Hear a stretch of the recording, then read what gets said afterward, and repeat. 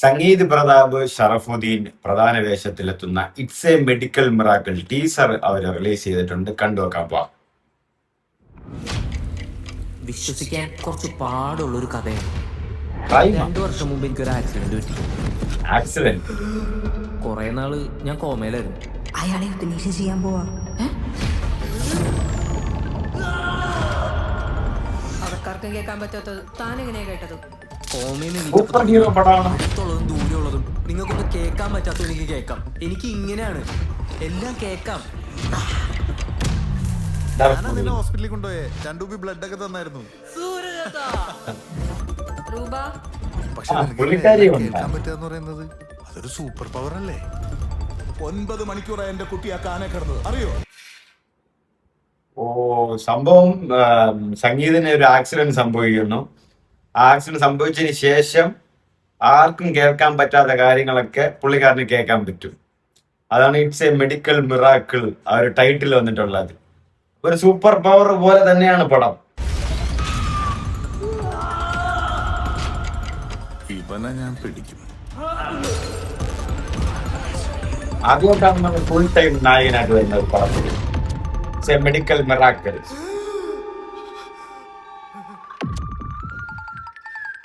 സാമാന്യ പവറാണ്.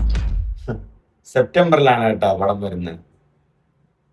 പക്ഷെ ഇതിലൊരു മ്യൂസിക് വന്ന അതെന്ത് മ്യൂസിക് ആണെന്ന് ഒരു പിടിയില്ല. അത് ചിലപ്പോ ഈ ചെവി കേൾക്കാതെ അല്ലെങ്കിൽ ആർക്കും കേൾക്കാത്ത കാര്യങ്ങളൊക്കെ കേൾക്കുന്നതുകൊണ്ടുള്ള ഒരു വെറൈറ്റി മ്യൂസിക് പിടിച്ചതാണോന്ന് അറിയില്ല. ബട്ട് ടീസർ ഒരു ഇൻട്രസ്റ്റിംഗ് ആയിട്ടുണ്ട്. ഒരു മിന്നൽ മുരളിക്ക് ശേഷം മലയാളത്തിൽ വരുന്ന ഒരു സൂപ്പർ ഹീറോ പടം പോലെ ആയിരിക്കാനാണ് സാധ്യത കൂടുതൽ എന്നാണ് എനിക്ക് തോന്നുന്നത്. അതായത് ഇതിലൊരു എന്റെ മകള് കനാലിലോ കുഴിയിലോ ഉണ്ടായിരുന്നിട്ട് ആരും 8 മണിക്കൂറായിട്ട് കേട്ടില്ല എന്ന് പറയുന്നു. അപ്പൊ പുള്ളിക്കാരൻ ഇത് കേൾക്കും, ആര്? സംഗീത് പ്രതാപ്.